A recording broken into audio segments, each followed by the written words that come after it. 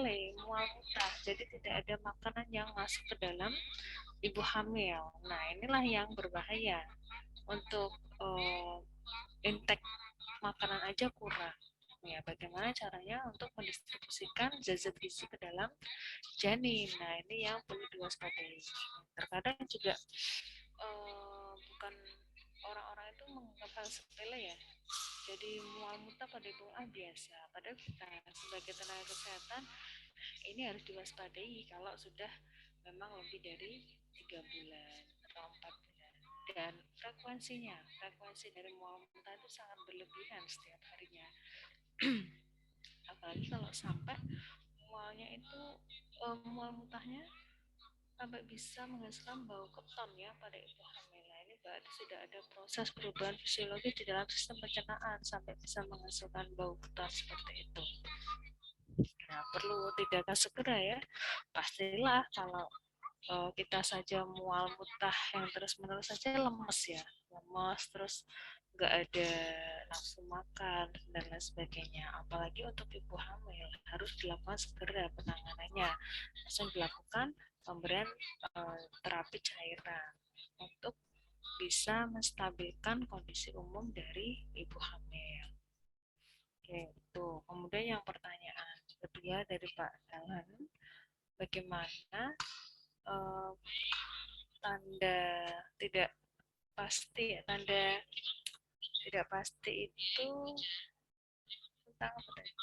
Oh, kehamilan palsu, di mana ibu hamil dengan kehamilan palsu itu sebenarnya hanya gejala psikologis, tetapi pada pemeriksaan fisik atau tanda objektif di fisik ibu itu tidak ditemukan. Jadi itu hanya gejala psikologis. Ibu merasa seperti orang hamil. Bisa saja karena adanya keinginan ibu untuk segera mendapatkan keturunan.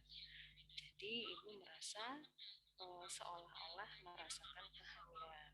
Dan kebetulan mungkin disertai dengan pembesaran perut. Nah, pembesaran perut ini kan juga tidak selalu adanya pertumbuhan dan perkembangan janin di dalam perut ya, tapi juga karena hal lain. Mungkin karena ada penyakit asites, kemudian ada penyakit lainnya, itu kan juga bisa menyebabkan pembesaran perut. Nah, ini belum berarti bahwa terjadi kehamilan pada ibu.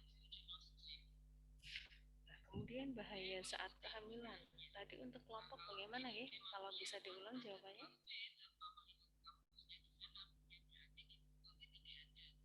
Cek ke kelompok. Halo,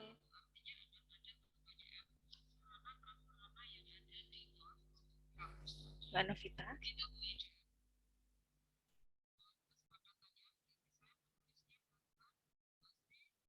Mbak Novita. Ya, Ibu. Ya. Tadi yang bahaya saat kehamilan, untuk jawaban kelompok bagaimana?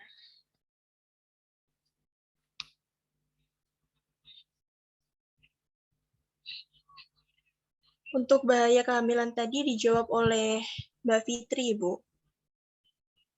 Untuk Mbak Fitri bisa menyampaikan mungkin.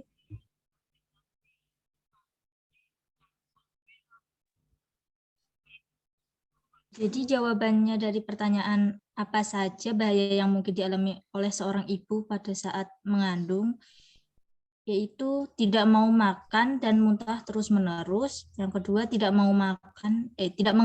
mengalami demam tinggi. Yang ketiga, pergerakan janin di kandungan kurang. Yang keempat, beberapa bagian tubuh membengkak. Terus terjadi pendarahan, dan yang terakhir air ketuban pecah sebelum waktunya, Ibu. Oh iya, terima kasih Mbak.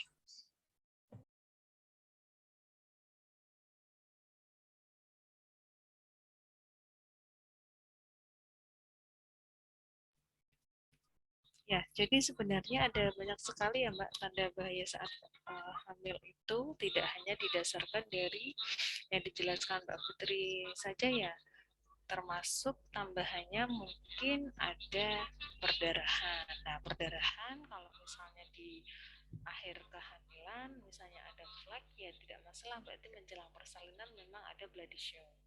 Tapi kalau perdarahan di awal kehamilan dan terus menerus, nah itu dicurigai bahwa ada kondisi kegawat daruratan. Tapi kalau seperti yang kemarin kita pelajari pada tahap nidasi, itu kan juga bisa saja mengeluarkan flek darah. Nah, kalau hanya flek tidak masalah dan biasanya hanya berlangsung 1-2 hari. Tetapi kalau sampai berhari-hari dan menimbulkan rasa sakit nyeri pada perut, nah ini perlu diwaspadai, bisa saja terjadi abortus. Nah, abortus ini sendiri juga berbagai macam. Ada abortus insipient, ada abortus imminent, ada abortus incompletus, abortus completus. Nah, itu banyak sekali. Nanti jenengan bisa pelajari ketika di mata kuliah kedaruratan.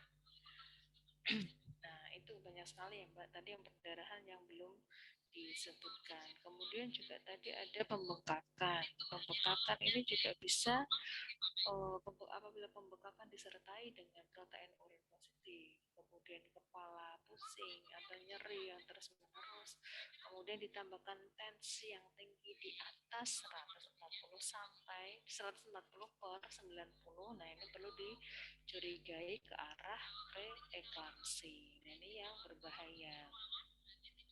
Suara saya jelas terdengar tidak Mbak? Halo? Cek, suara saya jelas terdengar? Ada suara di belakang saya terganggu tidak? Cek. Terdengar Ibu. Terdengar Ibu. Terdengar jelas. Kecil Bu suaranya. Kecil. Kecil Ibu suaranya. Oh, lah kok diem aja dari tadi. Nah, saya jelaskan tadi kedengaran apa tidak? Terdengar Ibu. Terdengar? Jelas, terdengar jelas. Ya, kalau kurang jelas bisa bilang ya ke saya. Oke.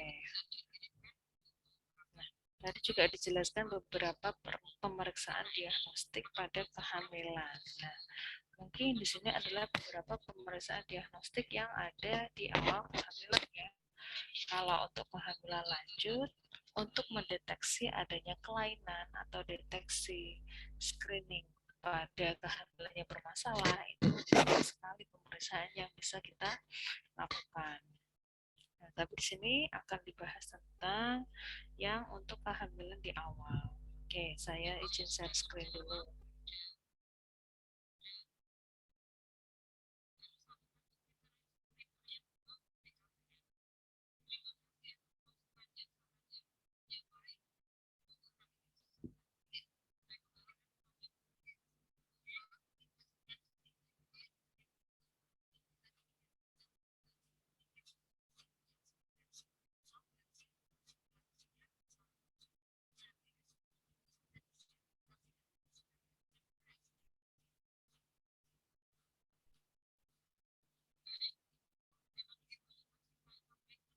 Sudah bisa terlihat?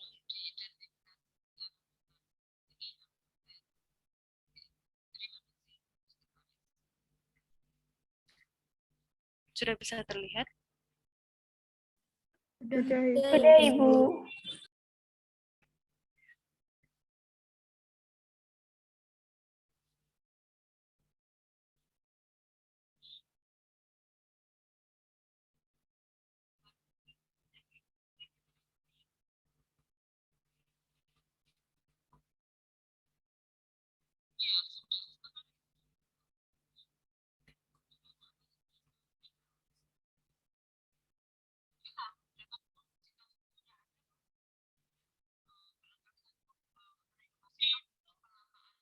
Kita berbicara tentang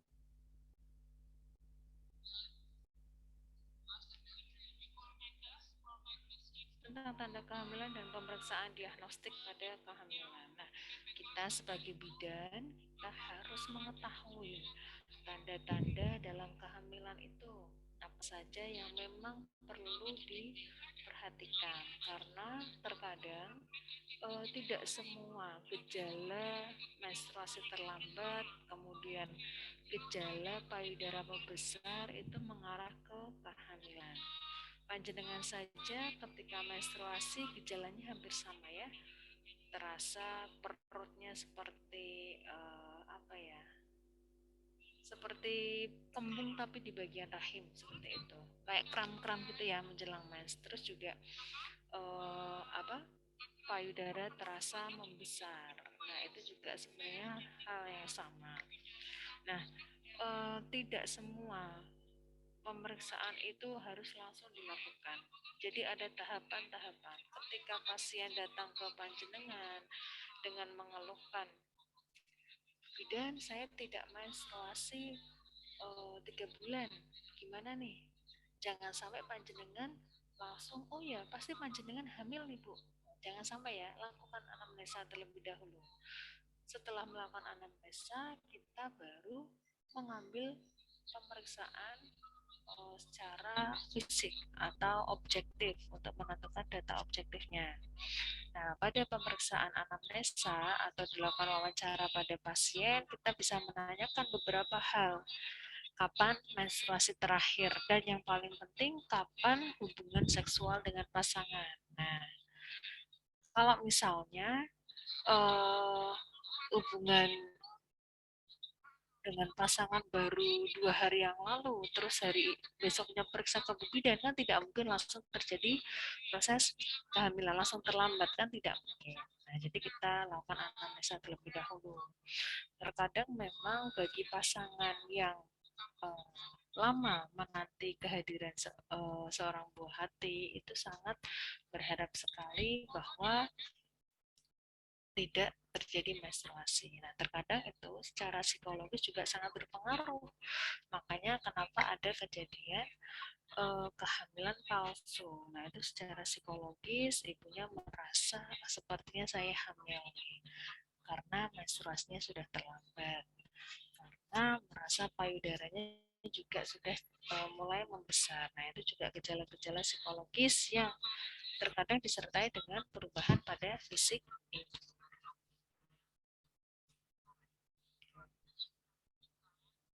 Dalam tanda kehamilan ini ada beberapa pembagian ya. Ada tanda tidak pasti, kemudian ada tanda kemungkinan, dan juga tanda pasti kehamilan. Nah, tanda tidak pasti ini lebih ke arah subjektif ya. Jadi berdasarkan gejala-gejala yang dirasakan oleh ibunya, tidak berdasarkan hasil objektif. Beda halnya dengan tanda kemungkinan hamil. Nah, ini berdasarkan hasil pemeriksaan atau tanda-tanda objektif yang ditemukan ketika pemeriksaan fisik pada ibu. Dan tanda pasti itu pasti yang sudah mengarah bahwa memang dinyatakan ibu ini hamil. Nah, tanda tidak pasti, tanda kemungkinan, dan tanda pasti ini apa saja? Kita bahas satu persatu. Tadi juga sudah dijelaskan oleh teman-teman ya, pembagian dari tanda pasti, tanda tidak pasti, dan tanda kemungkinan. Nah, kita kemarin sudah belajar tentang konsepsi ya. Nah, ketika sudah terjadi proses konsepsi, korpus luteum yang tadinya akan berkembang, kemudian akan berdegenerasi ketika tidak dibuahi, itu akan meluruh pada fase menstruasi.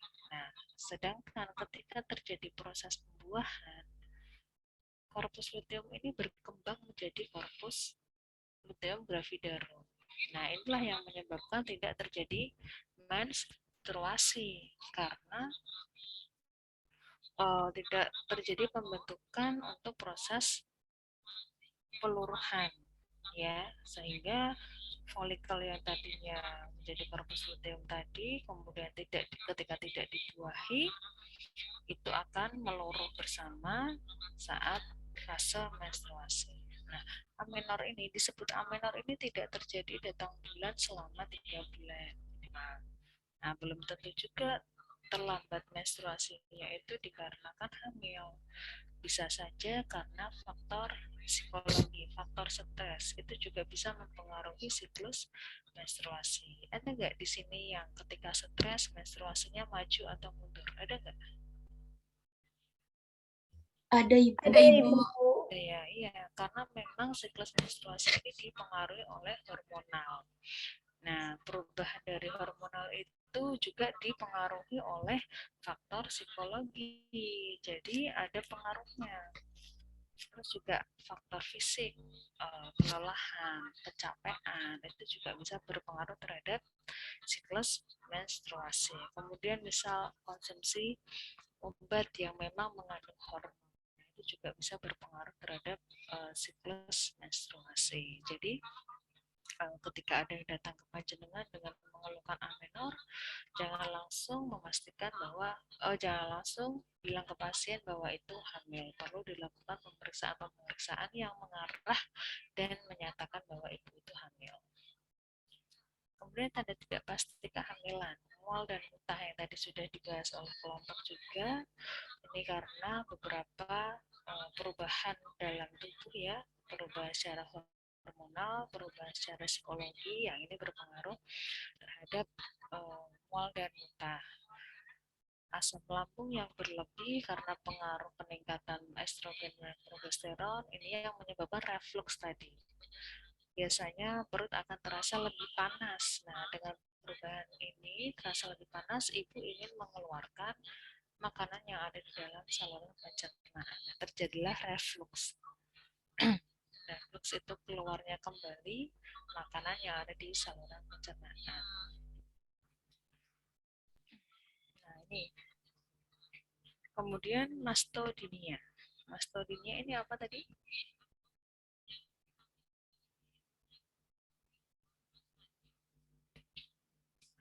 Jadi pembesaran pada payudara. Panjenengan menjelang mens biasanya payudaranya terasa nyeri dan kencang ya, iya nggak? Ya, nah itu karena juga perubahan hormon. Peningkatan hormon menyebabkan perubahan pada pembuluh darah yang ada di sekitar payudara. Terjadi vaskularisasi atau pembesaran perubahan pembesaran pada pembuluh darah sehingga aliran darahnya lebih banyak dan menyebabkan payudara itu seolah-olah lebih terasa berat dan besar. Oke, kemudian tanda tidak pasti kehamilan. Adanya peningkatan frekuensi pada BAK ya. Nah, ini kalau misalnya memang hamil berarti karena pengaruh pembesaran dari uterus. Nah, padahal tidak tentu juga sering miksi itu disebabkan oleh desakan pembesaran uterus. Padahal kalau kita misal mengkonsumsi minuman yang mengandung diuretik seperti kopi dan teh itu juga bisa menyebabkan peningkatan frekuensi mixing. Ya, biasanya kalau saya nih, kalau saya habis minum kopi biasanya akan lebih sering ke kamar mandi.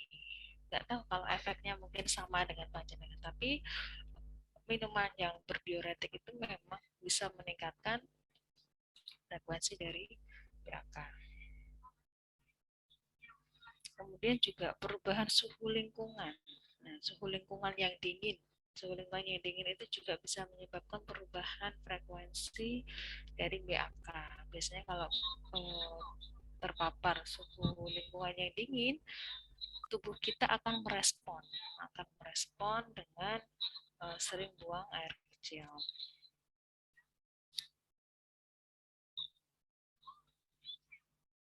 Nah, ini adalah konstipasi.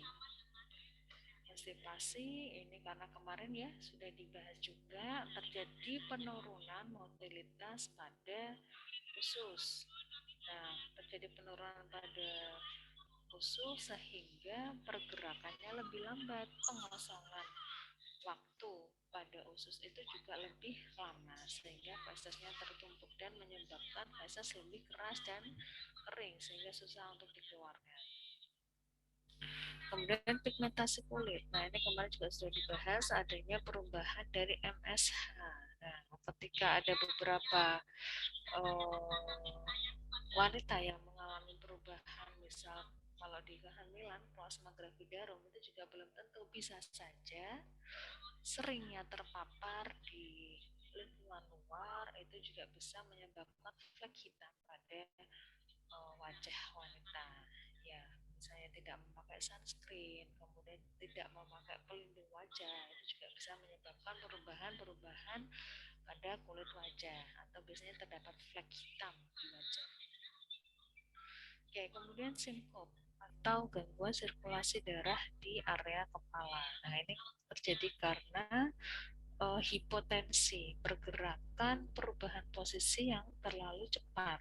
Jadi kalau misalnya mengalami hipotensi, tensinya rendah, ketika dari posisi duduk mau berdiri ya pelan-pelan, dari posisi tidur mau berdiri ya pelan-pelan, jangan langsung, harus miring dulu, kemudian duduk, baru diangkat pelan-pelan.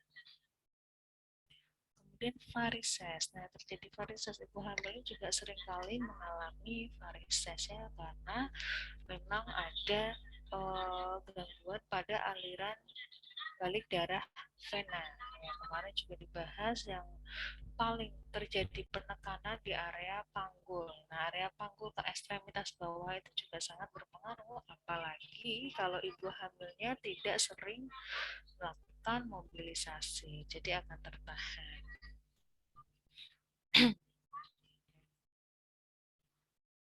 Biasanya pada varises ibu hamil seringnya terjadi pada area genitalia, pada labia mayora, biasanya sedikit terjadi udin juga. Kemudian di kaki yang paling jelas terlihat itu ada di kaki dan area betis. Kemudian terjadi epulis. Epulis adalah hipertrofi pada area gusi. Gusi jadi mudah sekali mengeluarkan darah. Kesenggol sikat gigi sedikit aja mengeluarkan darah. Kemudian juga terasa lebih mudah iritasi.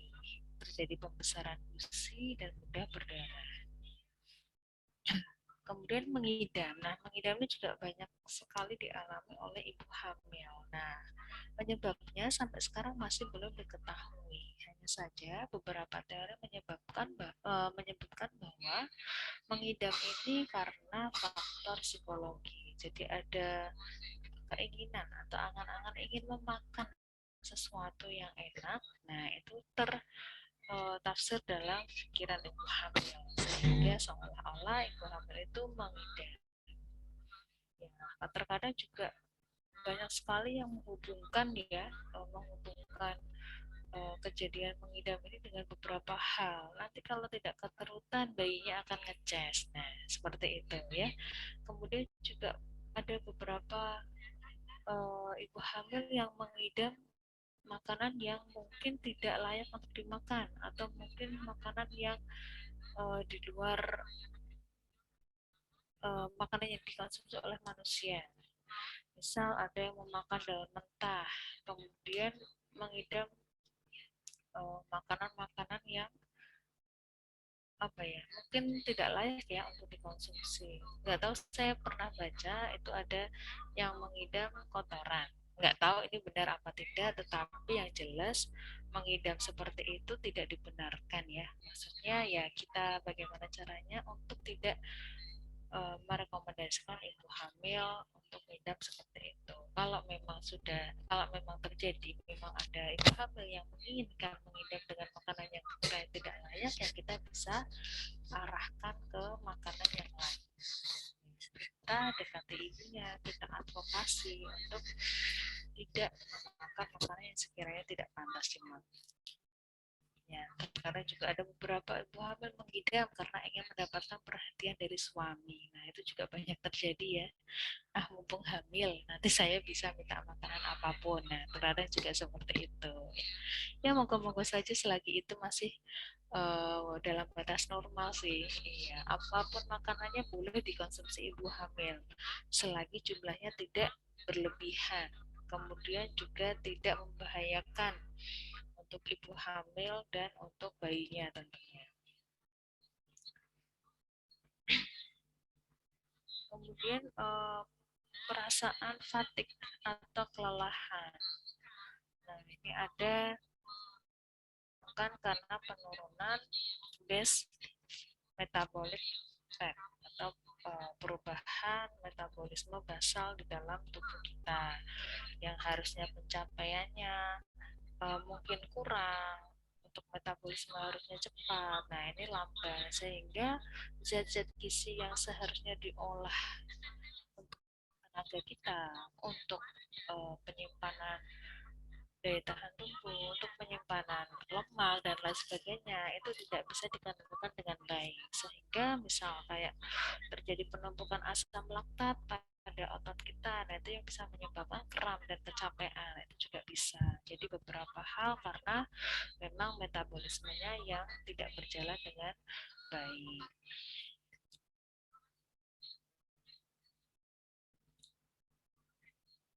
Kemudian tanda kemungkinan hamil. Nah, ini beberapa tanda yang didapatkan dari hasil pemeriksaan. Kalau tadi didapatkan karena anamnesa mungkin ya, lebih ke anamnesa dan data-data subjektif yang didapatkan ketika kita melakukan wawancara kepada ibu. Nah, kalau ini berdasarkan tanda-tanda pemeriksaan fisik, ya ada tanda Fisca check, di mana uterus itu akan terjadi pembesaran ke salah satu sisi uterus, bisa miring ke kanan, bisa miring ke kiri. Kemudian tanda Gudels, ketika dilakukan pemeriksaan dalam, serviks akan teraba lebih lunak. Kemudian tanda Chadwick, di mana vulva vagina mengalami hipervaskularisasi. Jadi pembuluh darahnya melebar dan aliran darahnya lebih banyak, sehingga menyebabkan tanda kebiruan atau lebih ke warna ungu. Ya, tanda kebiruan ini yang dinamakan livid. Kemudian tanda Heger, sama ketika dilakukan pada pemeriksaan dalam, ketika diraba, pemeriksaan manual akan lebih lunak pada isthmus uterus, yang berada di sebelah bawah bagian uterus. Kemudian balut teman. Balut teman ini kalau misalnya dibayangkan seperti balon yang berisi air. Nah, ketika diraba oleh tangan akan mendul-mendul seperti itu ya. Nah, ini juga bisa dirasakan ketika hamil yang dilakukan pemeriksaan leopard belum bisa teraba secara jelas janinnya. Misal masih di bawah 16 minggu. Nah, di bawah 16 minggu ini kan masih belum bisa teraba dengan jelas bagian-bagian yang ada di dalam perut, bagian janin yang ada di dalam perut. Jadi, hanya seperti kantong yang berisi cairan. Analoginya ketika kita memegang balon yang berisi air, ya seperti itu. Kemudian pemeriksaan biologis. Nah, ini salah satunya ada plano pregnancy test atau yang biasa kita kenal dengan PP test. Nah, ini juga mengarah ke kehamilan. Kehamilan ketika sudah dinyatakan terlambat menstruasi, itu kemudian di PP test. Nah, biasanya paling valid itu ketika bangun tidur. Nah, bangun tidur itu kandungan HCG-nya lebih tinggi biasanya. Makanya terkadang seringkali ibu-ibu itu melakukan pemeriksaan PP test pada pagi hari.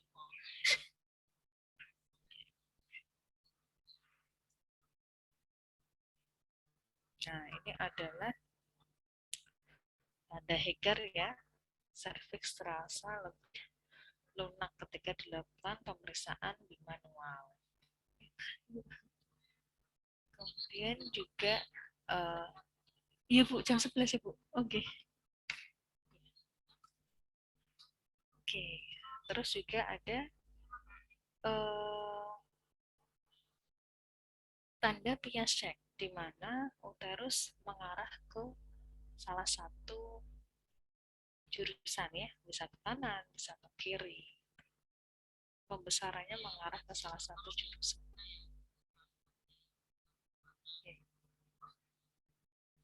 Oke, sebentar ya.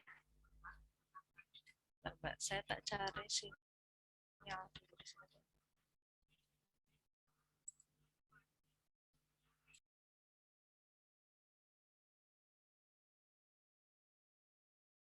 Sebentar, jeda sebentar ya, Mbak. Oke, Ibu. Berpindah tempat. Ya, masih terdengar jelas suaranya? Masih, Ibu. Ya. Oke. Yang terakhir adalah tanda pasti kehamilan, di mana ini sudah mengarah bahwa memang dinyatakan positif kehamilan pada ibunya. Dilihat dari adanya denyut jantung janin yang terdengar, bisa dilakukan melalui pemeriksaan menggunakan Leynex atau menggunakan Doppler. Nah, biasanya kalau untuk Doppler penggunaannya bisa didengarkan DJJ-nya itu mulai usia 12 minggu. Nah, ada yang menyebutkan teori seperti itu. Kemudian kalau untuk Leynex, biasanya juga ada yang menyebutkan bahwa bisa didengar menggunakan Leynex lebih dari 16 minggu. Kalau sekarang mungkin penggunaan Leynex sudah jarang sekali ya. Lebih banyak penggunaan Doppler yang dirasa memang lebih praktis dan lebih mudah, terutama juga lebih cepat ya, karena langsung bisa mendeteksi terdengar suara DJJ itu. Nah, kalau menggunakan Leynex kan secara manual kita harus mencari terlebih dahulu. Ya, dicari punktum maksimumnya sebelah mana. Kemudian baru bisa menemukan suara dari DJJ itu. Kemudian kita juga menghitung secara manual ya. Kalau menggunakan Doppler kita sudah bisa melihat di layar digital penggunaan alat Doppler itu bahwa sejumlah berapa DJJ itu tercatat per menitnya. Berapa DJJ normal pada bayi, pada janin normalnya? Ada yang tahu?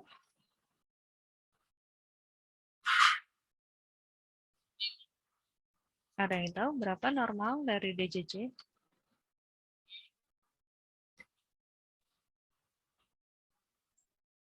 Sekitar 120 sampai 160 kali per menit sepertinya, Ibu. Ya, sekitar itu ya. Jadi kalau memang ada yang kurang dari nilai itu, berarti dikhawatirkan terjadi gawat janin atau fetal distress. Ya, 140 ya Mbak, 140 sampai 160. Ya, kalau misalnya ada yang lebih dari 160, misal 170, khawatirnya itu terjadi fetal distress. Kita perlu ulangi lagi. Jangan langsung menentukan ketika dilakukan satu kali pemeriksaan, DJJ-nya 170 misal. Oh, ini pasti bayinya stres. Jangan ya, kita ulangi lagi beberapa menit kemudian kita pastikan. Kalau memang dengan hasil yang sama, kita bisa lakukan pemeriksaan lebih lanjut.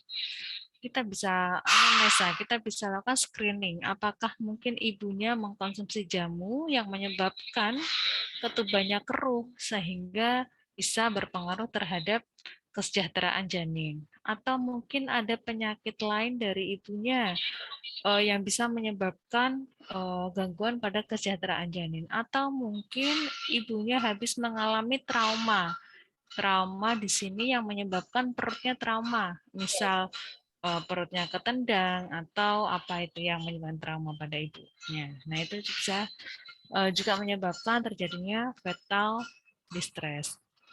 Kemudian mungkin terjadi lilitan tali pusat ya, yang menyebabkan gangguan sirkulasi darah pada janin. Nah, itu juga bisa mempengaruhi juga pada DJJ-nya.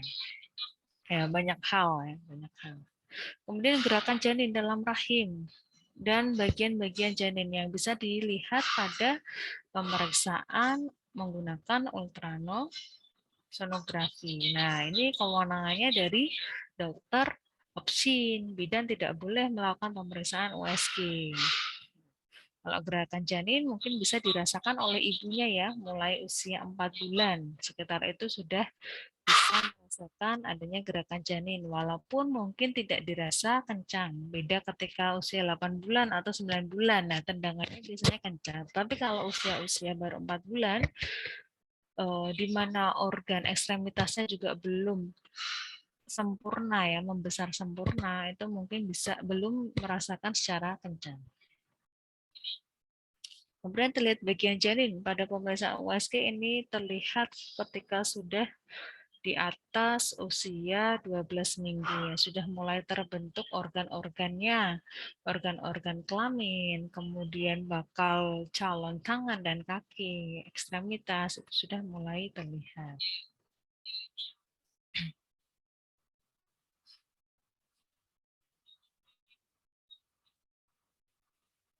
Nah, diagnosis banding dari kehamilan. Diagnosis banding ini di sini yang menjadi pembanding, penentu apakah memang terjadi kehamilan atau tidak. Jangan-jangan ini bukan kehamilan, tetapi hal yang lain. Nah, ini yang dimaksud diagnosis banding. Nah, salah satunya adalah hamil palsu yang tadi ya sudah dibahas, yaitu pseudocyesis dengan gejala subjektif yang dirasakan oleh ibu, gejala psikologis yang dirasakan oleh ibu dengan gejala yang hampir sama dengan tanda-tanda yang dialami oleh ibu hamil usia hamil muda. Kemudian mioma uteri. Mioma uteri ini juga terkadang terjadi amenor. Dalam siklus mes tidak teratur.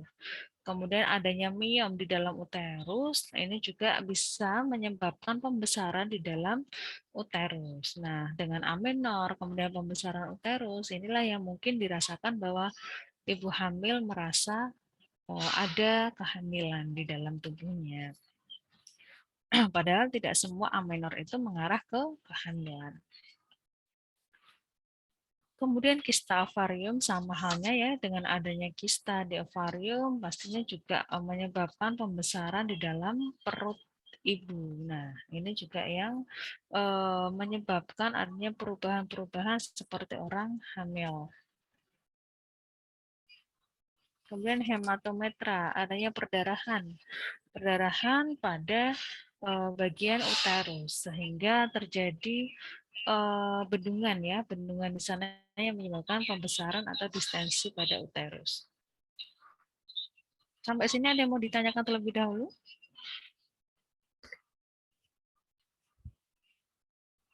Belum? Belum, Ibu. Nah, ini adalah pemeriksaan diagnostik kehamilan. Nah, pemeriksaan diagnostik ini tidak langsung dilakukan pemeriksaan begitu saja. Kita harus menentukan langkah-langkah sebelumnya. Dari anamnesa, kemudian pemeriksaan fisik, dan pemeriksaan penunjang. Di sini bisa berupa pemeriksaan laboratorium atau pemeriksaan tambahan seperti USG. Nah, ketika dilakukan anamnesis, perlu sekali kita menanyakan hal-hal yang berhubungan dengan kejadian kehamilan, terutama pada riwayat obstetrik, ginekologi, kapan mens terakhirnya, kemudian bagaimana siklus menstruasinya, kemudian apakah ada penyakit yang berpengaruh terhadap kondisi ginekologisnya. Misal apakah ada tumor rahim, kemudian apakah ada kista ovarium, apakah ada mioma uterus. Nah, ini juga sangat berpengaruh. Yang pertama diambil data umum adalah data biologis. Di sini artinya adalah data yang meliputi identitas dari pasien. Ya sudah tahu ya, nama, jenis kelamin dan lain sebagainya. Kemudian keluhan yang paling utama ini adalah data subjektif. Permulaan dari data subjektif itu kita tanyakan keluhan. Misal ibu mengeluhkan amenor, terlambat datang menstruasi, kemudian pusing, kemudian merasakan mual muntah. Nah, keluhan-keluhan ini kemudian ditambahkan dengan data pemeriksaan objektif atau pemeriksaan fisik, kemudian kita bisa sih nantinya apakah memang mengarah ke kehamilan atau tidak. Kemudian riwayat penyakit dan riwayat keluarga. Nah, ini riwayat penyakit ada riwayat penyakit yang dialami oleh ibu. Misalnya, ada penyakit hipertensi, penyakit diabetes, kemudian penyakit HIV. Nah, ini juga perlu ditanyakan. Karena kalau memang ada, bisa jadi nantinya menjadi komplikasi ketika ibu sudah mengalami kehamilan. Kemudian riwayat keluarga sama, penyakitnya yang ditanyakan, apakah keluarga mempunyai penyakit hipertensi, HIV, kemudian diabetes, ini juga sama. Bisa jadi ada faktor keturunan dari keluarga yang mengidap penyakit-penyakit tersebut. Kemudian riwayat menstruasi tadi sudah ya, riwayat objek sudah, kemudian riwayat seksual. Nah, ini kapan frekuensi berhubungannya bagaimana? Apakah mungkin 1 kali dalam seminggu?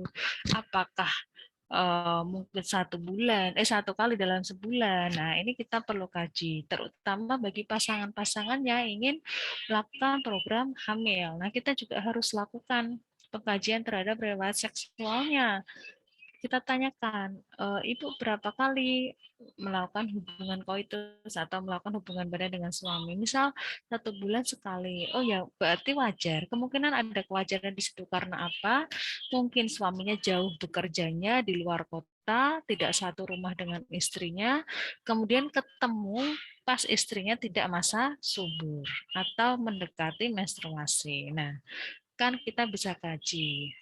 Makanya ketika kita memberikan asuhan, kita bisa sesuai dengan kebutuhan ibu. Karena kita sudah mengkajinya, oh ternyata ibunya ketika melakukan hubungan seksual tidak pas masa subur. Inilah yang menyebabkan mungkin tidak terjadi pembuahan atau tidak terjadi konsepsi. Ya, bisa kita berikan anjuran pada ibu bahwa diupayakan untuk melakukan hubungan seksual mendekati masa subur. Nah, itu adalah salah satu upaya untuk mencapai keberhasilan program hamil bagi pasangan yang memang sekiranya ingin segera mendapatkan keturunan.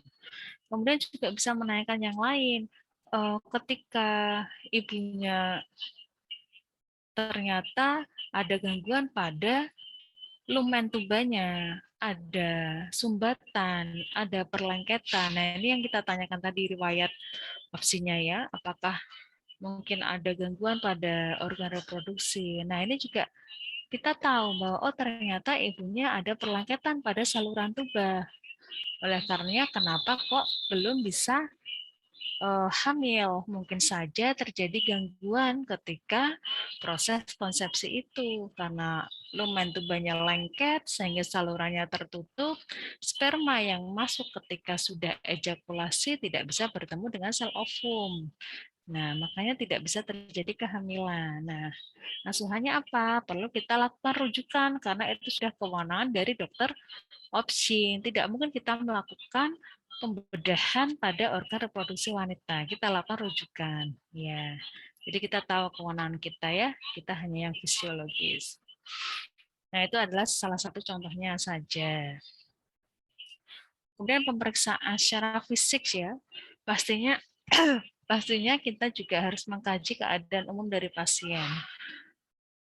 Kondisi-kondisi yang standar harus kita lakukan. Misal, mengetahui keadaan umum dari pasien, bagaimana kesadarannya, apakah somnolen, apakah kompos mentis, apakah koma, apakah delirium, atau yang lainnya. Nah, kita harus tahu. Kemudian tanda-tanda vital.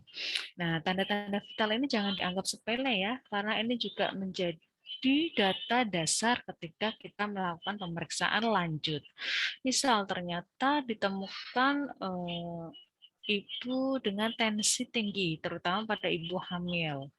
Nah, tensi tinggi misalnya 150/100. Kemudian kita suruh dulu ibu itu istirahat 10 atau 5 atau 10 menit ya. Ketika dilakukan pemeriksaan ulang kok masih tinggi. Nah, kita curiga mungkin memang ibunya terjadi hipertensi dalam kehamilan. Terus kita juga bisa menanyakan apakah sebelumnya mengalami tensi tinggi atau memang baru ini ketika hamil. Nah, kita perlu tanyakan lagi, apakah ibu mengalami pusing, kemudian gangguan penglihatan, dan lain sebagainya yang bisa dicetuskan karena tensi tinggi ini. Nah, kita lakukan pemeriksaan fisik lainnya juga. Ketika mungkin sudah tensinya tinggi, ibunya sering pusing, kemudian kita lihat ternyata ekstremitasnya udem, terjadi pembengkakan. Nah, kita juga bisa tambahkan pemeriksaan lab. Nah, dengan apa? Melakukan pemeriksaan apa? Pemeriksaan protein urin. Nah, untuk menentukan apakah ibunya mengarah ke gejala preeklamsia. Nah, kita lakukan pemeriksaan lab. Nah, itu adalah pemeriksaan diagnostik. Jadi kita tidak serta-merta langsung melakukan pemeriksaan tanpa ada dasar ya. Jadi kita secara runtut melakukan anamnesa, kemudian pemeriksaan fisik.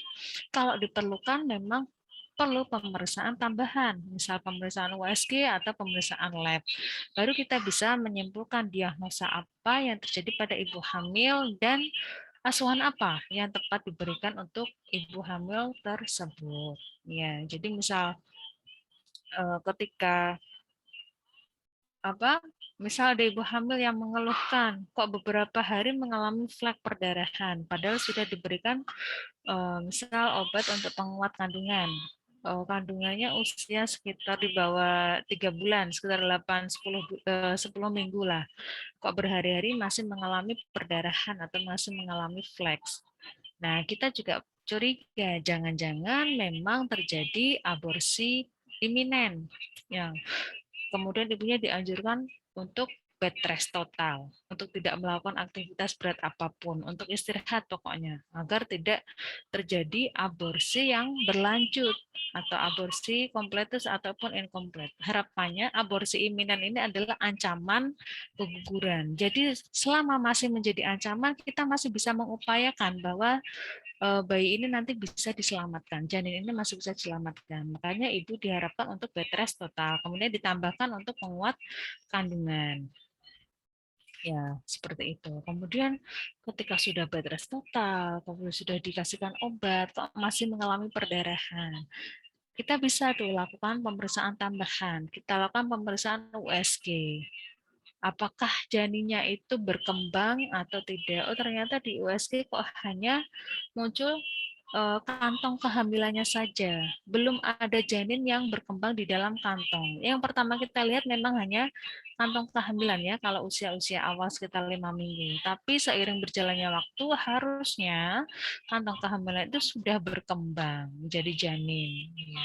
Sudah ada isinya di dalam kantong. Tapi ketika di USG, hanya kantong kehamilan. Oh, mungkin karena kasus bleeding ovum, jadi janin tidak berkembang sehingga terjadi perdarahan terus-menerus. Nah, itu adalah beberapa kondisi yang bisa kita kaji di awal-awal kehamilan. Nah, kalau misalnya selama kehamilan sampai kehamilan tua, kehamilan lanjut, pasti juga kita harus melakukan beberapa pengkajian. Jangan sampai kita tidak melakukan screening faktor resiko pada kehamilan. Jadi perlunya ANC secara rutin itu untuk mengetahui apakah ibu hamil itu memang benar-benar dalam kondisi hamil yang sehat, hamil yang aman. Ya, jangan sampai terjadi perdarahan di trimester kedua. Bisa saja perdarahan di trimester kedua itu mengarah kepada plasenta previa atau bahkan mungkin solusio plasenta. Nah, dengan gejala-gejala yang berbeda ini bisa ditentukan. Nah, pemeriksaan fisik ini bisa dilakukan oleh 4 hal pemeriksaan, yaitu inspeksi, palpasi, auskultasi, dan tambahan untuk obstetri pemeriksaan dalam. Nah, inspeksi kita bisa melihat kalau ibu hamil, melihat dulu pembesaran uterus sejauh mana, tinggi fundus uterus sejauh mana, apakah di pertengahan pusat, apakah di setengah dari pusat dan simfisis pubis atas. Kemudian untuk memastikan tambahan, kita mengetahui kondisi janin, letak janin, kita bisa tambahkan dengan pemeriksaan palpasi. Nah, biasanya pemeriksaan palpasi ini lapat nanti akan dijelaskan oleh Bu Trinur ya, bisa dimulai dari usia 4 bulan ke atas. Kemudian tadi auskultasi untuk mengetahui kesejahteraan janin, mendengarkan BJJ, bisa menggunakan Leynek, bisa menggunakan Doppler. Kemudian pemeriksaan dalam yang memang perlu dilakukan, pemeriksaan manual kalau memang tidak terindikasi ya jangan sering dilakukan ya, karena seringnya melakukan pemeriksaan dalam juga bisa menyebabkan infeksi pada organ reproduksi wanita.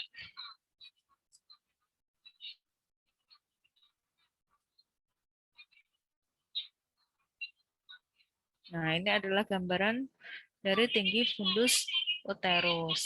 Perkembangan dari pembesaran uterus sesuai dengan umur kehamilan ya. Kalau 8 sampai 12 mungkin belum bisa teraba, masih kecil sekali. Ya, kemudian usia 16 itu sudah mulai terlihat. Apalagi usia 36. Nah, ini kenapa usia 40 minggu ini malah lebih pendek dibandingkan usia 36 minggu. Ada yang bisa menjelaskan?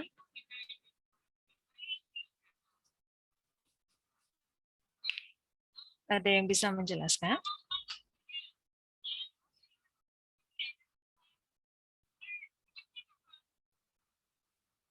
Izin masuk, Ibu.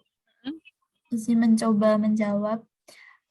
Kemungkinan pada usia 40 minggu ini bayi sudah turun ke panggul, Ibu. Masuk. Nah, kenapa? Bayi sudah turun ke panggul atau itu, Bu? Iya, benar sekali Mbak Adel. Ya, jadi kenapa usia tinggi fundus uterus pada kehamilan 36 minggu justru lebih tinggi dibandingkan usia kehamilan 40 minggu? Karena sudah menjelang persalinan dan kepala bayi sudah masuk ke pintu panggul sehingga terjadi penurunan ya tinggi fundusnya. Ya, terima kasih Mbak Adel, jawabannya tepat sekali. Nah, biasanya kalau usia di atas lebih dari 28 minggu, ibu mengalami pembesaran uterus, kemudian juga kemarin sudah dibahas bahwa terjadi desakan pada diafragma ya. Jadi makanya di usia-usia trimester 3 itu ibu lebih mudah ngos-ngosan. Kalau melihat ibu hamil yang sudah hamil tua, hamil aterem, itu jalan sedikit aja sudah ngos-ngosan. Karena memang ya secara anatomi terjadi pergeseran desakan pada diafragma. Sehingga untuk nafas aja susah, apalagi kalau suruh naik turun tangga. Nah, itu luar biasa perjuangan untuk ibu hamil ya. Ya. Nah, ini sekilas dari pemeriksaan Leopard yang nanti akan dijelaskan Bu Trinur ya. Ada 3 tahapan pemeriksaan Leopard itu, pemeriksaan Leopard 1, 2, 3, dan 4. Nah, pemeriksaan Leopard 1 untuk menentukan tinggi fundus uterus. Bagian yang ada di fundus apa. Kemudian Leopard 2 untuk menentukan bagian samping kanan kiri dari janin. Apakah punggungnya ada di sebelah kanan, apakah punggungnya ada di sebelah kiri, kemudian bagian-bagian kecil janin ada di sebelah kanan atau kiri. Nah, inilah nanti yang akan kita tuliskan dalam menuliskan diagnosa. Nah, ketika level 1 juga kita menentukan bagian yang ada di fundus itu kepala atau bokong janin. Ini nanti juga bisa menentukan diagnosa. Nah, ini level 3 ya, menentukan bagian bawahnya, kepala atau bokong. Untuk leopard 4, apakah sudah masuk ke dalam pintu atas panggul atau belum. Nah, ini juga pemeriksaan leopard ini bisa berpengaruh juga terhadap pemeriksaan taksiran berat janin. Kalau kita cara mengukur tinggi fundusnya kurang benar, juga akan berpengaruh terhadap taksiran berat janin karena menggunakan rumus dari tinggi fundus uterus. Nah, ini perbedaannya ya, menggunakan Leynek ya, secara manual menggunakan jam, harus menggunakan jam tangan, mendengarkan secara manual dan dihitung per menitnya berapa. Kalau pemeriksaan DJJ dengan Doppler ini mudah sekali ya, kita tinggal melihat di layar yang ada di Doppler. Tinggal menempelkan memberikan gel sebagai pengantar suara, penghantar dari gelombang suara yang ada di perut, itu bisa terlihat di layar digital Doppler. Nah, ini adalah PP test yang biasa kita gunakan. Biasanya memang kebanyakan ibu-ibu yang menginginkan kehamilan langsung perginya ke apotek membeli PP test sendiri ya, langsung pagi-pagi dicek. Duh, hamil nggak ya? Hamil nggak ya? Nah, ini adalah pemeriksaan yang paling simpel menurut saya karena bisa dilakukan secara mandiri. Nah, ini kalau dilihat PP test itu ada dari 3 garis ya.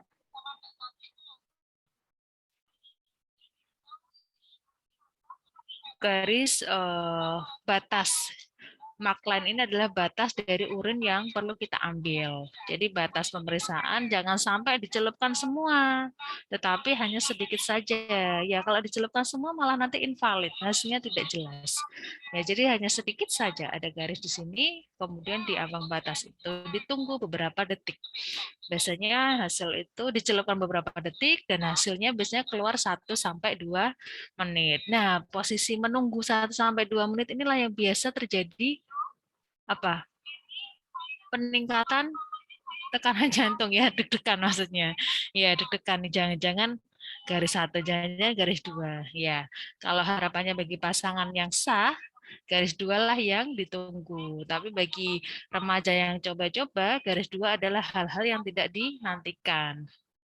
Ya, dilihat ada 2 garis kalau memang positif. Kemudian yang negatif ini kan ada garis kontrol. Jadi ini pasti ada kalau misalnya sudah selesai dicelupkan ini pasti muncul. Nah, kalau menunggu beberapa menit kalau positif memang ini akan muncul 2 garis. Nah, kalau negatif biasanya tidak muncul atau garisnya tidak terlihat jelas, buram. Itu. Nah, tapi perlu dilihat kalau misalnya kontrol lainnya, garis kontrolnya tidak ketahuan, malah yang muncul garis kedua, nah ini malah mungkin terjadi hasil yang invalid atau mungkin ya sudah expired mungkin ya test pack-nya. Nah, itu juga bisa dipengaruhi itu juga. Terkadang untuk memastikan tidak hanya 1 sampel PP test saja. Ada yang sekali meriksa 3 langsung beli 3 PP test. Nah, jangan-jangan ini enggak yang 1 salah, masih denial ya. Kok masih negatif ya? Jangan salah, masih mencoba PP test yang lain. Nah, boleh saja. Itu kan bisa dilakukan secara mandiri.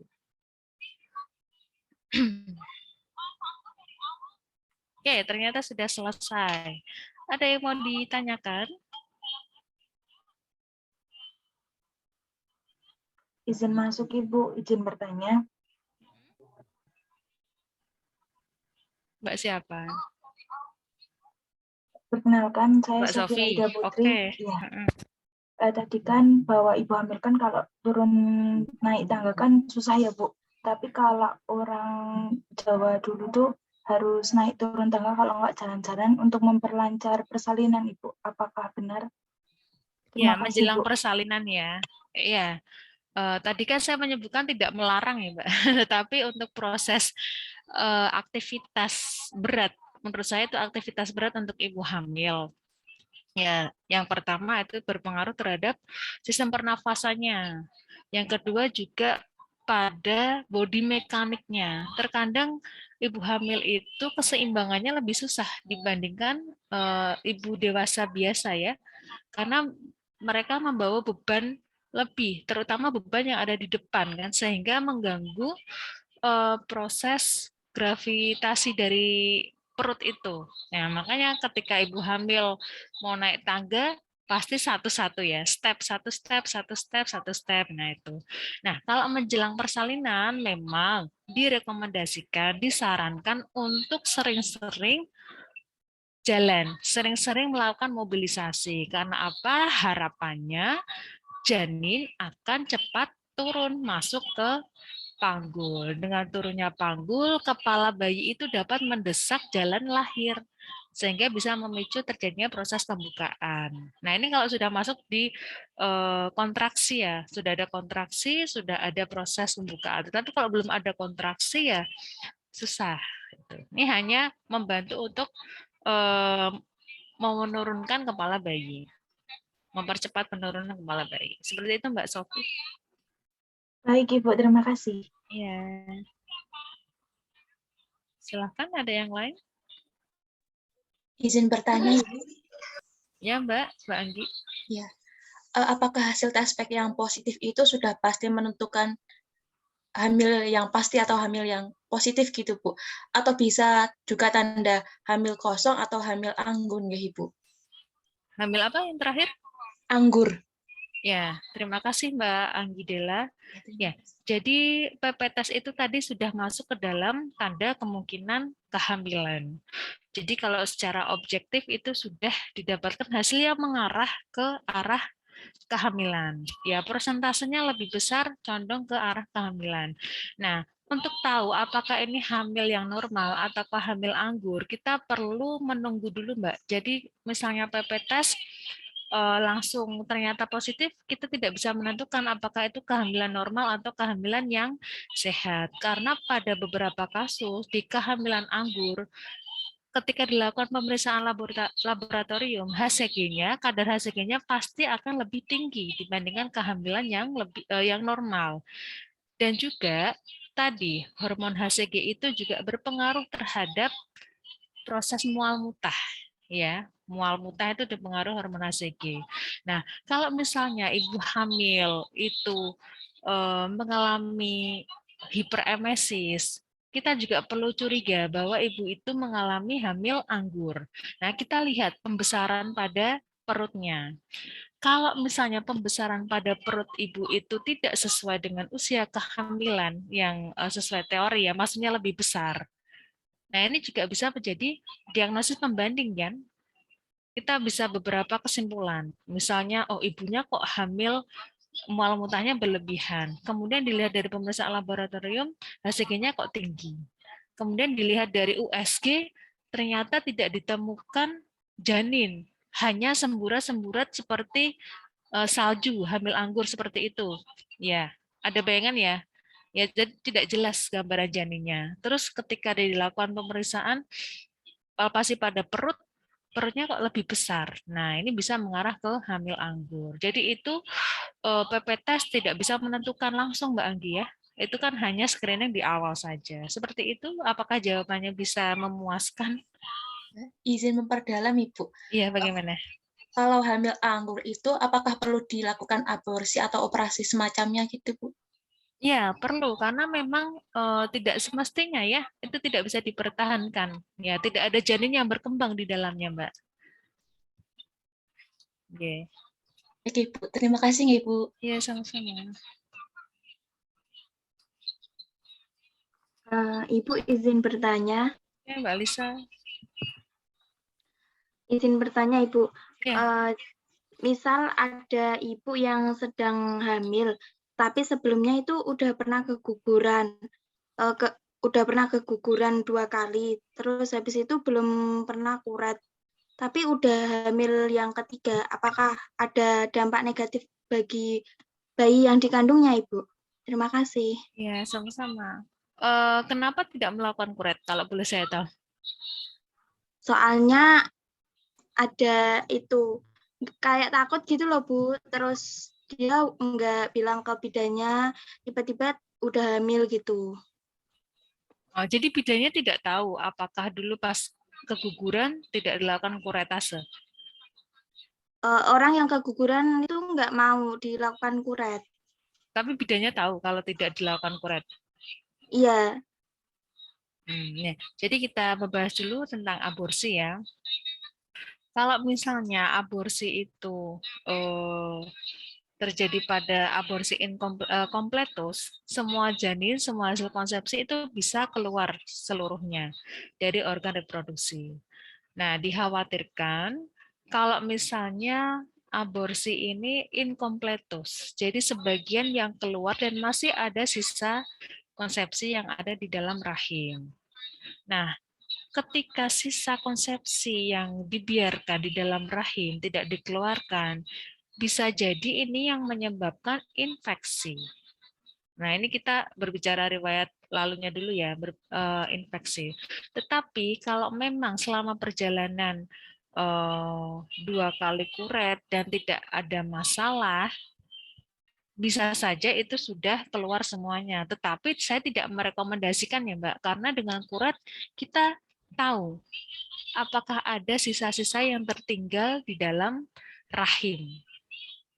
Ya, karena apa? Ketika ada sisa-sisa yang tertinggal di dalam rahim, selain menyebabkan infeksi nantinya, juga mungkin ada perlukaan di dalam rahim yang nanti bisa menyebabkan gangguan dari penempelan plasenta. Nah, terkadang sering mengalami aborsi, kemudian terjadi perlukaan dalam rahim. Plasenta ini kan bingung terus mau menempel di mana karena banyak perlukaan di dalam rahim. Misal terdapat beberapa yang belum bersih, ibaratnya seperti itu. Nah, makanya kadang terjadi plasenta previa, penempelan plasenta itu. Nah, ini juga perlu dikaji juga, Mbak. Tapi ketika selama ini sudah tidak ada masalah, ya sudah. Dan ini sudah hamil berapa bulan? Tapi kemarin kan hamilnya udah 8 bulan, Ibu. Terus udah lahir, tapi anaknya nggak selamat. Soalnya BB-nya itu 1 kilo 6 on. 1 kilo 6 on. Ya, itu juga bisa menyebabkan ini, Mbak.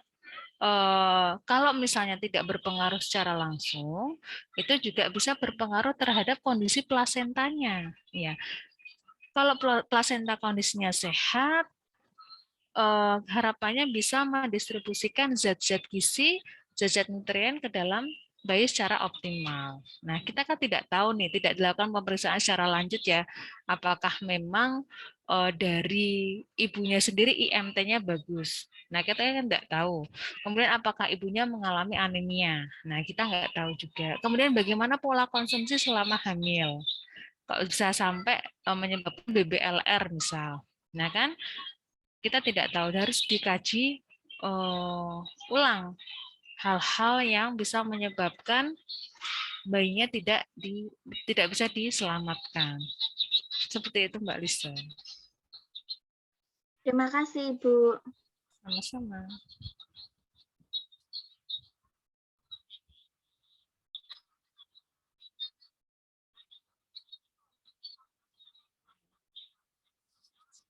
Ini ada yang lain mungkin? Izin Ya, masuk, Mbak. Ibu. Oke. Mbak Mauladia. Jadi kan ada bayi yang tidak memiliki organ tertentu, contohnya seperti anus. Nah, itu pada saat kehamilan apa dikarenakan pada tahap pembentukan organ itu tidak sempurna atau ada penyebab lain, Ibu? Ya, terima kasih Mbak Mauladia. Saya bertanya kembali ke Mbak Mauladia. Pada tahapan pembentukan organ pada bayi itu biasanya pada trimester berapa?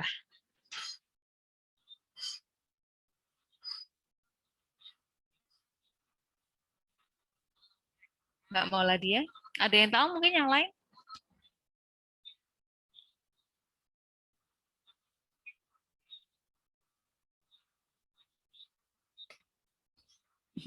Halo? Pada trimester pertama ya, pembentukan mutasi DNA itu pada trimester pertama.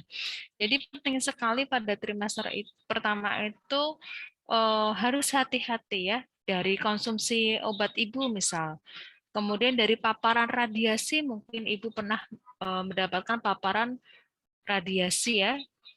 Nah, itu juga bisa menyebabkan mutasi DNA yang terganggu, ya, yang harusnya secara normal karena terjadi paparan atau terjadi paparan radiasi atau paparan obat teratogenik yang kemarin saya bilang, itu juga bisa berpengaruh. Makanya harus hati-hati apa yang dikonsumsi oleh ibu. Kalau misalnya panjenengan masuk ke ruang X-ray, itu kan ada peringatan bagi ibu hamil harap lapor ke petugas. Pernah lihat nggak?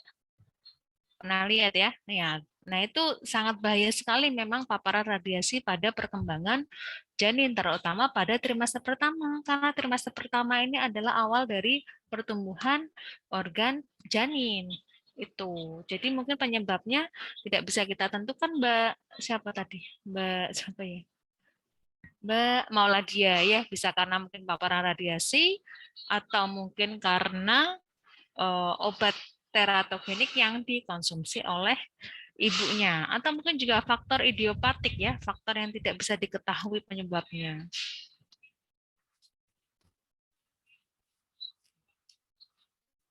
Itu Mbak. Baik, Ibu. Terima kasih.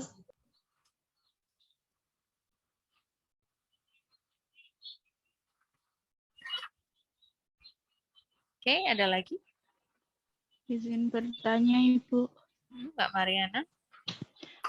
Kalau semisal ada orang yang mempunyai penyakit kerdil gitu, Bu, itu Penyakit? hamil. Kerdil. Kerdil, Iya. Itu hamil, apakah cara penanganannya berbeda dengan ibu yang normal gitu, Bu? Iya, kalian pernah ditanyakan ini ya? Sudah pernah ditanyakan kalau nggak salah? Nggak tahu, Iya nggak Bu. sih? Hah? Saya ingat, mungkin teman-teman ada yang ingat nggak? Pernah ditanyakan Mbak Mariana ini sebelumnya. Jadi memang stunting ya, pendek pada ibu hamil. Pendeknya seperti apa? Kalau misalnya memang pendek kurang dari 140, lah ini harus mendapatkan resiko yang mendapatkan perhatian yang lebih. Karena di apa? Saya kok lupa. Syarat kehamilan yang sehat itu tinggi badan, kemarin di slide saya juga ada kayaknya, tinggi badan harus lebih dari 140 cm. Karena takutnya nanti ada penyempitan pada daerah panggul dan bayinya tidak bisa keluar secara normal atau pervaginal. Nah, kalau misalnya sudah dalam kondisi ibunya pendek, ya kita harus optimalkan dari intake makanan atau intake zat gizi yang dikonsumsi oleh ibu hamil.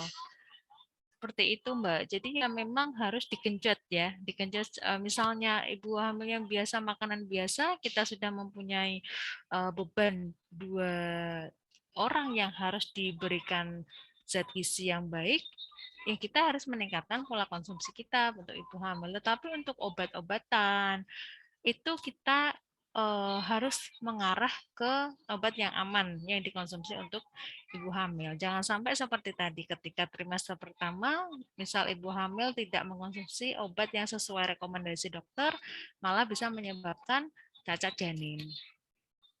Mbak Mariana. Baik, Ibu. Terima kasih. Ya, sama-sama.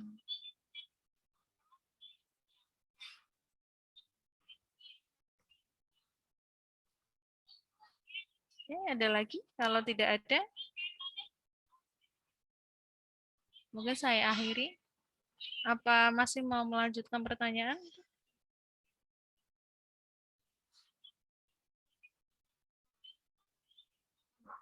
Cukup, Ibu. Cukup? Sudah jelas? Ya. Lebih enak penjelasan dari, maksudnya cukup dengan teman-teman atau perlu ditambahkan dari saya? Kalau misalnya mungkin tadi kok Bu Seta malah mengulang gitu, misal ini minta pendapat aja.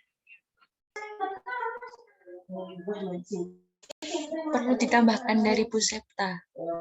Gitu. Ya, Ibu. Yang lain juga Nggak setuju. ada tambahan. Ya. Sebenarnya maaf ya, ini hanya koreksi. Sebenarnya yang saya lihat dari kelompok ketika presentasi itu belum mentransfer informasi apa yang mereka pelajari. Kalau saya lihat ya, maaf nih. Jadi hanya membaca slide. Mungkin saja ketika membaca pun tidak paham. Iya. Jadinya yang saya rasakan seperti itu karena apa? Ketika presentasi kok jiplek sama yang dibaca gitu. Jadi apakah memang mereka sudah paham atau tidak? Makanya saya tambahkan, saya tetap buat materi juga gitu. Tapi memang tidak sedetail ketika teori ya. Kalau teori mungkin semua saya berikan. Tapi kalau praktika, harapannya mahasiswa itu sudah membaca terlebih dahulu materi yang akan disampaikan ke teman-temannya. Tapi mungkin saya belum melihat itu ya secara maksimal. Mungkin saya salah juga sih.